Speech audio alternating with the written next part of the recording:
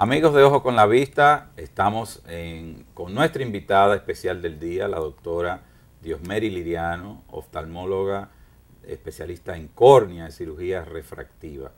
Doctora, sobre las conjuntivitis y las afecciones también de la superficie ocular, ¿qué otro tipo de afección, valga la redundancia, podrían presentarse? Bueno, aparte de las conjuntivitis, como vemos aquí, están también los pterigium, que son las conocidos como las uñas. Muy típico en nuestro país tropical, con mucha exposición a los rayos ultravioleta, en donde tenemos también una clase que ahora que es los motoristas. Son personas que tienen mucha exposición al sol y van a producir esta carnosidad que se presenta, podemos ver ahí en la imagen. Son esas lesiones que son, en algunos momentos se ponen muy rojas. El paciente llega con problemas de ojos rojos cuando se trasnocha, cuando se toma un traguito, cuando está expuesto a los abanicos en las noches. Presentan mucha resequedad ocular también por la alteración a nivel ese tejido crece por encima de la córnea muchas veces y va a producir resequedad a nivel de la córnea. ¿Hay alguna manera de evitar el crecimiento de estas anomalías de la conjuntiva? Bueno, generalmente cuando el paciente tiene un inicio de pterigium o vemos que hay algún crecimiento vascular del tejido hialino, recomendamos al paciente utilizar lubricantes y gafas con protección ultravioleta. Pero muchas veces las personas que trabajan en el campo, los mismos personas que trabajan expuestos al sol no utilizan este medio de protección y entonces esto sigue progresando. Ok, ¿esto podría llegar a producir algún tipo de alteración visual en los pacientes? Claro que sí. Si ustedes ven la imagen que está inferior, es un pterigium que ocupa casi todo el eje visual. Estos son pacientes que para poder ver tienen que inclinar la cabeza y poder buscar lo que quieren ver. Es decir, ellos se van acostumbrando a esta forma de ver y creen que no hay problema. Y cuando llegan bueno, yo he tenido pacientes que manejan vehículos que dicen, yo viajo a Santo Domingo. Que uno le dice, bueno, pero el día que usted salga avíseme para no salir, ¿verdad? Porque si ustedes ven en el caso de arriba son ambos ojos de un paciente que trabaja en un taller de mecánica. Imagínense, en este caso, para realizar la cirugía en este paciente cuando tiene un pterigium bilateral, pero además de que lo tienen los dos ojos, lo tiene el lado nasal y temporal. O sea, que pueden y que se encuentran casi en el medio. Ustedes pueden ver ahí en uno de los ojos que el pterigium ya casi se está encontrando en el centro. Y el procedimiento quirúrgico en estos pacientes es un poquito difícil. Por suerte ahora tenemos diferentes técnicas y estamos utilizando lo que es la membrana amniótica. Este caso yo tuve que hacerlo con membrana amniótica porque según todos los reportes que se tienen de la cirugía de pterigium, el injerto autólogo es el que menos recidiva tiene, pero en este caso no teníamos casi, yo no tenía de dónde sacar tejido. Estos pacientes, doctora, pueden presentar la reaparición de esas uñas o pterigium aún después de la cirugía. Claro que sí. Cuando utilizamos, dependiendo de la técnica que utilicemos y qué tan experto sea la persona que le está realizando la cirugía. Si utilizamos una técnica que se llama de esclera desnuda, es una de la más alta probabilidad y porcentaje de recidiva, se describe que hasta un 40%. En la cirugía que se hacen con injerto autólogo, que el injerto de la conjuntiva se saca del mismo paciente, la recidiva está entre un 4 y un 6% máximo, y con membrana amniótica hasta un 15%. Doctora, en la parte que estamos manejando, lo que sería ya la superficie ocular, ¿podría esto relacionarse con enfermedades sistémicas que se comprometa directamente a la pared del globo ocular? En ese caso, muchas enfermedades sistémicas aparecen y el paciente cree que es una uña o un pterigium. Y los mismos especialistas, si no evalúan bien el paciente, pueden sospechar o pueden darle un diagnóstico de que es un pterigium y hacer una cirugía y no buscar más allá de lo que pueda tener el paciente. ¿Cuáles complicaciones podrían ser causa de esto que usted describe? Bueno, podríamos, si no interrogamos al paciente previo a la cirugía, ese pterigium puede ser como consecuencia de un trauma anterior, de un cuerpo extraño, que son los pseudopterigium. Hemos encontrado a veces cuando hacemos una cirugía y no investigamos, detrás puede haber una lesión que el paciente sufrió y la conjuntiva fue a cubrir ese defecto y se produce un pterigium. Otros pacientes son los pacientes que tienen problemas artríticos o de enfermedades reumatoideas, enfermedades sistémicas, que se produce un adelgazamiento en la parte limbar y también hay un recubrimiento con la conjuntiva. Esos casos no deben tocarse. Esos casos, si no afectan la visión, deben dejarse porque producimos más daño que beneficio.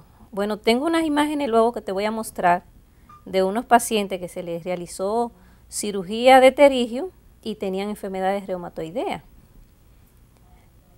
Este caso que pueden ver a la izquierda es una paciente que actualmente se está estudiando porque con el departamento de reumatología, porque se les realizó una cirugía de pterigium.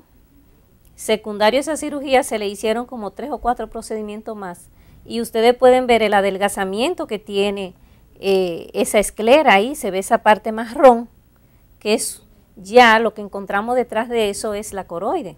¿Esto puede perforar en casos severos, doctor? Claro que sí.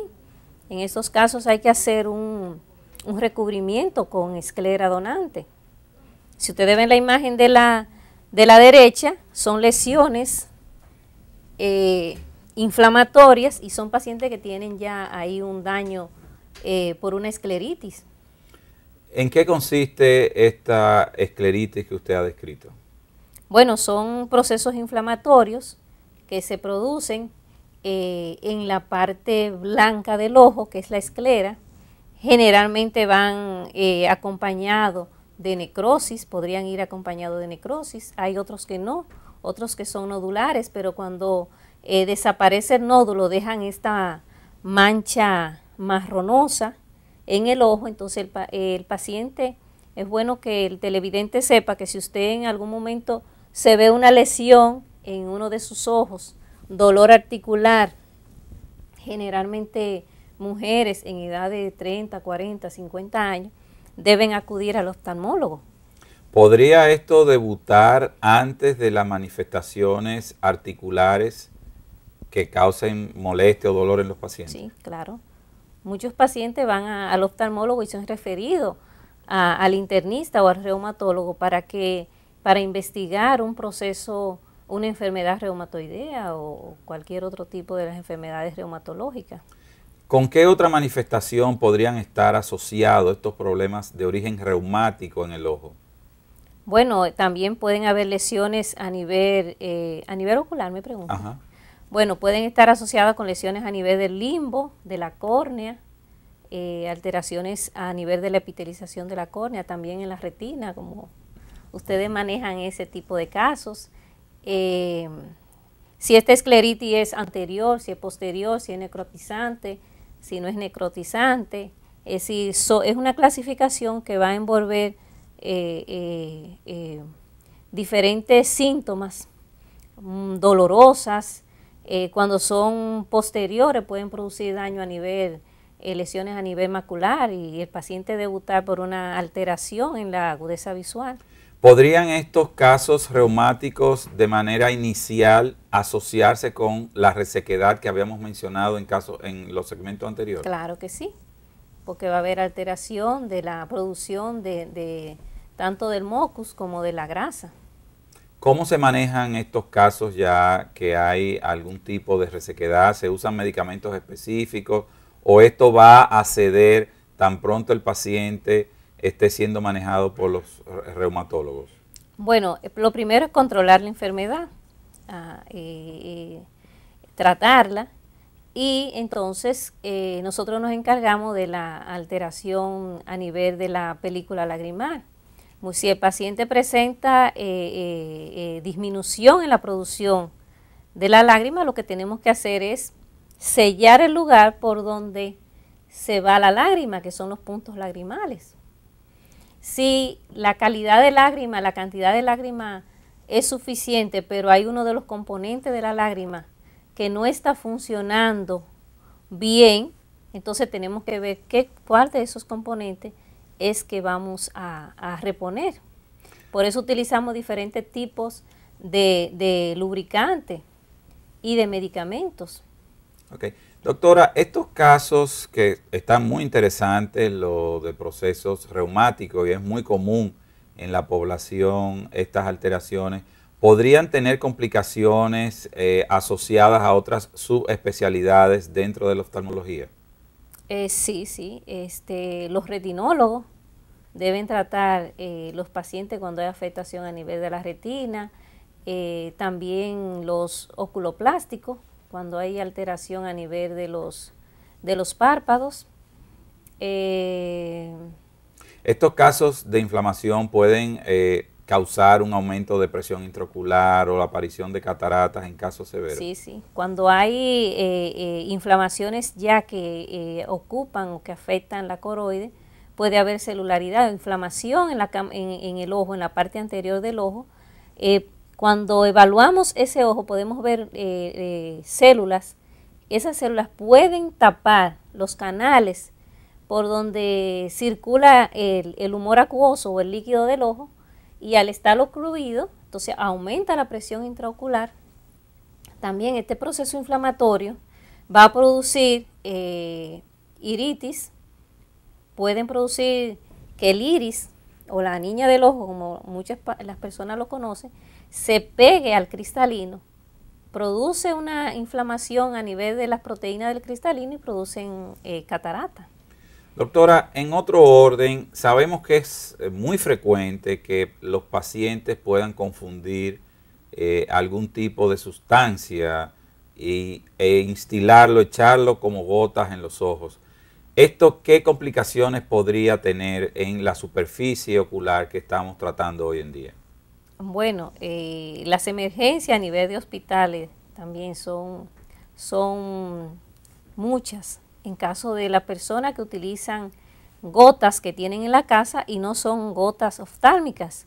Hemos tenido el caso de pacientes que llegan que se ponen cianocrilato en el ojo, que es lo que comercialmente llaman pega, coquí, esas cosas, y los párpados se pegan. Además, esta sustancia quema toda la superficie de la córnea, el epitelio, a veces puede llegar a quemar la segunda capa de la córnea, la capa de Botman, y producir cicatrices. Pero además, aunque el cianocrilato se utiliza también para tratamiento en perforaciones oculares, también en muchos casos, si no podemos quitarlo, pues ponemos un lente de contacto y en 5 o 6 días se despega. Pero es muy doloroso, es muy molesto, es una sensación como si tuvieran piedra en el ojo. Las gotas para uña producen quemaduras químicas a nivel ocular, quemaduras con químicos en los salones de belleza. Como medida de primera emergencia, primeros auxilios, ¿qué podría hacer el paciente en caso de ponerse una gota que no sean de indicación médica para los ojos? Lavado profuso, abundante, preferiblemente agua embotellada de la que venden para tomar. agua purificada, sino la que aparezca.